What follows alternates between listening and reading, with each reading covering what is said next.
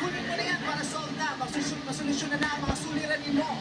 Pero kung di, nasa sa'yo yun, may 150,000 pesos. One! All in one! Pag hindi mo nasagot, you lose everything. 1,000 lang may iuwi mo.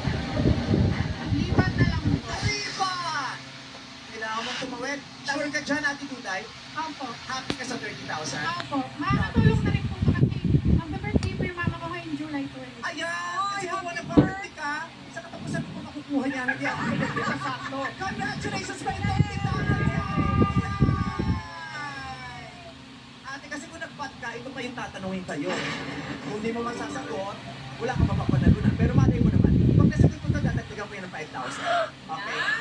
Sa medical lab tests, ano ang ibig sabihin ng letter B as in boy?